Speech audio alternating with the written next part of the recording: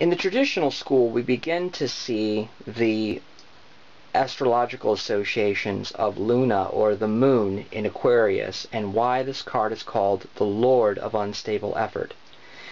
The temptation with the Pamela Coleman Smith cards is always to identify with the figure as the protagonist.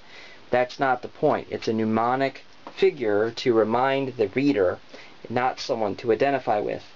And that often causes the problems, as we see that in Joan Bunning's wonderful but interesting interpretations. There are one of three, and they're all fine, but again, it's how the traditional school has changed things. First off, there is, you could be acting like a lone wolf when you really should maybe be considering working with others. Two, it's hidden dishonor. You're a thief, which is an unstable person, an unstable effort as a thief. And you're having hidden dishonor by getting away from these things and acting in a dreadful way. The third is you're running away maybe from commitments and other things, maybe love, the cold feet at the altar, these sorts of things, for reasons other than maybe ones that have some general use. These are issues to be explored. The Rumi Tarot has an issue of about be wary in the face of traps.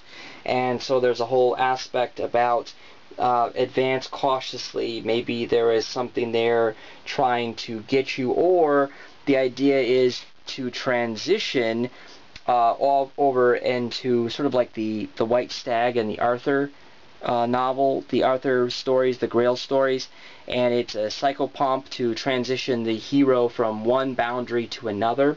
So it kind of has a more of a mystical, which we've been seeing all along.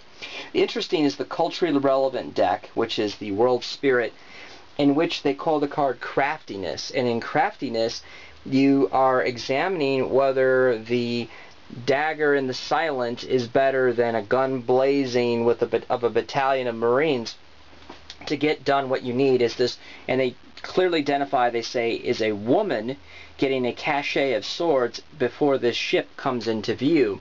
And so the idea is getting your stuff done on the down low before things become obvious, but then also to question whether craftiness is the best approach. And so there's an aspect of picking up the hidden dishonor here. So it's sort of a questioning card.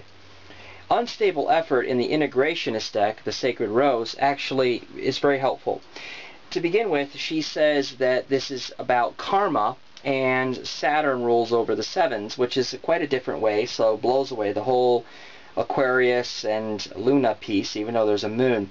And what she says is this clown here, who's being very anti-heroic by hunched over, notice the dump's cap, for example.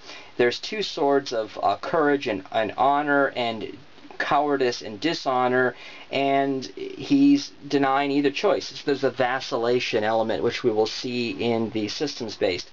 In a certain sense, he's being offered three choices. Choose honor, choose dishonor, don't choose at all.